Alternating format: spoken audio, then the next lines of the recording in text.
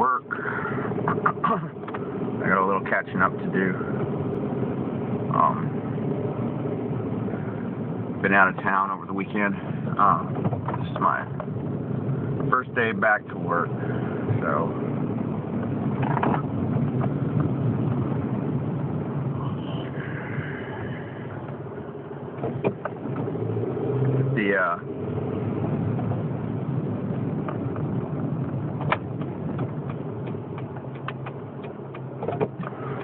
not even sure what to talk about this morning, except that my mind is racing about a million things, and I guess I just have to isolate something and put it out.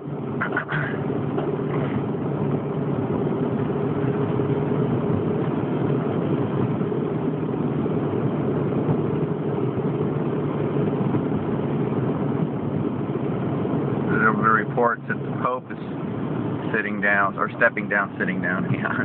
Sit down, Pope. Sit down. Stop standing up.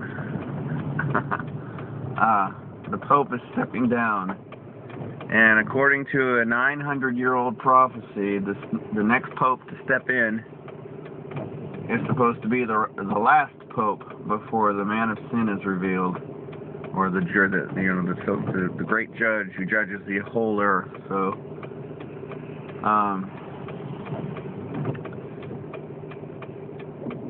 Catholic prophecy.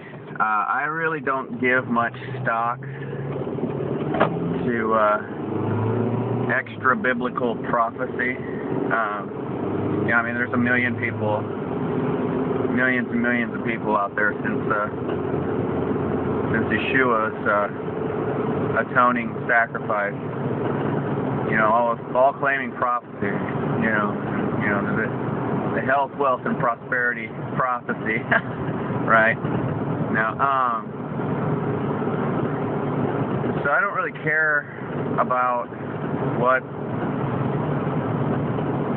a Catholic bishop 900 years ago has to say about, you know, popes or last popes or first popes or any popes. I don't follow that. I never subscribe to that anyway, but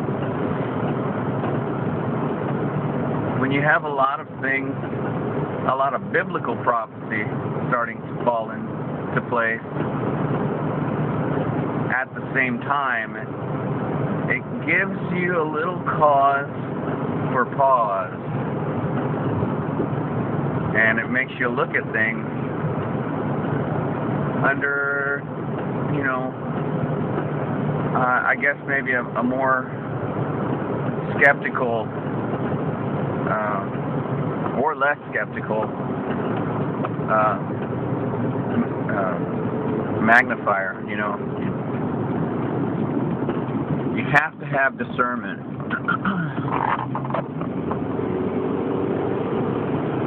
So, you know, let's just see what unfolds in these next few months. You know, you got a lot of people talking about a lot of things. You know, you got all these financial advisors saying, "Oh, the collapse is just ahead." You got other people, you know, forget about what the pundits on TV say. You know, if you're still watching TV, you're in big trouble. If you're still listening to anything that's promoted on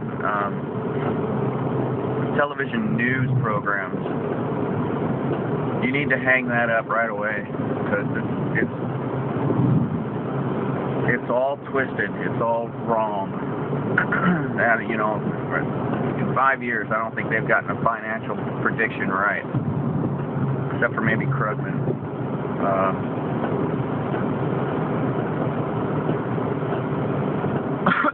Pope schmope, right?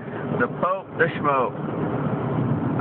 You know, popes come and they go, but I do see it. You know, really, you know, the scandals surrounding this guy, the number of pedos that he covered up for and allowed to have. I mean, that's going to happen when you take when you take a person out of his natural,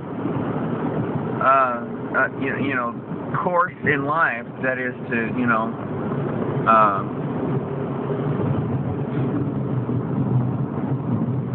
grow up, leave his parents, find a wife, settle down, have some kids, you know, go out, slay dragons, bring the meat home, you know. You take them out of that, you know, natural path of, you know, prospering and multiplying, according to the Bible, and you isolate him, remove him from you know, a natural course in life, and shut him up in a in this sort of monastic perversion. It's going to lead him to greater and greater perversion. So yeah, I mean, you get lonely and you get weird when you're drinking all that communion wine and getting away with, you know, other things, other more corrupt things. You're going to do more and more corrupt things because you're going to get away with it. And you don't, you know, and if the circle of power gathers around you to protect you, you're going to do more and more corrupt things. So yeah, you got all these little kids who come out years later and they start wagging the finger. Oh, you perverted me. You did this and you did that. Well, this stuff is going to get out. And this is all being done, you know, this is all being exposed now in order to set, you know, the church up for a very great fall. I mean, Catholic Church is going to be the biggest Humpty Dumpty case in human history. Nobody's going to be able to put that mess back together again, but through its dissolution, you're going to find a whole new universalism come out of it. And you're going to see Chrislam and all these things just get swallowed up.